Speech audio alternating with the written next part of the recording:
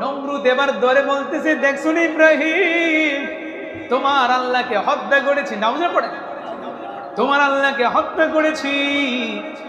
তাই নাকি? কয় হ। কিভাবে? দেখছো রক্ত লাগিয়েছে। কিছুদিন যাওয়ার পর আল্লাহ তাআলা এই নমরুদের শাস্তিটা একটা ল্যাংড়া মশা দিয়া দুনিয়া থেকে বিদায় করেছেন। সুবহানাল্লাহ। ল্যাংড়া মশা দিয়ে কিভাবে বিদায় করেছেন?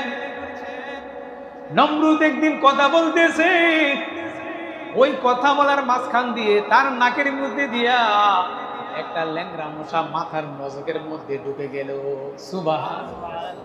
মাথার মধ্যে যখন ঢুকে গেল, ঢুকে যাওয়ার পর এখন মাথার মধ্যে গিয়ে মশা খালি বন বন বন বন করে আওয়াজ করে।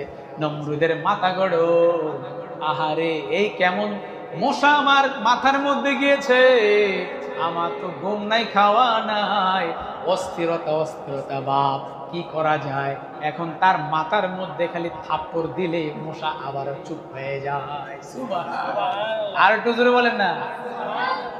মশা যখন বনবন বন্ধ করে দেয়, নমরুদা, ওই নমরুদ তখন ঘুমায়। একদিন রাগ হয়ে হামানকে বলতেছে, এরে হামান, এরে আমার বাম হাতের মন্ত্রী, বাম হাতিয়ার, এরে হামান, আমার মাথার মধ্যে তুমি যত বাড়ি দাও, আমার তো বাড়ি দিলে কিন্তু আমার মাথার যন্ত্রণাটা কমে না। তবে এবার তুমি কি করো, একটা মোড়া লাঠি নাও, শক্ত লাঠি নাও, যখন আমি বলবো বাড়ি দিতে, তাহলে তুমি আমার মাথার মধ্যে বাড়ি দিবা। আল্লাহু আকবার বলে। এবার নমরুদের বাম হাতিয়া হামান বলতেছে, তোমার জন্য আমি ঘুমাইতে পারি না, যখন আমি ঘুমাই তখন তুমি আমাকে ডাক দিয়ে বলো মাথায় বাড়ি দে, মাথার মধ্যে বাড়ি দে। এখন যদি আজকে যদি বলো, আমি তোমার শিক্ষা দিব। কি শিক্ষা দিবে?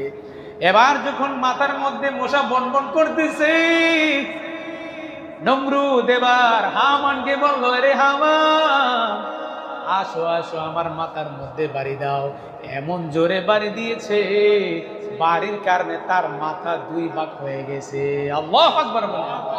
দুই ভাগ হয়ে যাওয়ার পর নমরুদ মারা গেল, আর হামান বলতেছে আমি বেঁচে গেলাম, কারণ মশা বের হয়ে গেছে। এমন ল্যাংড়া মশা কি করতেছে, আসমানের দিকে তাকিয়ে বলে, আল্লাহ, তুমি আমাকে যে দায়িত্ব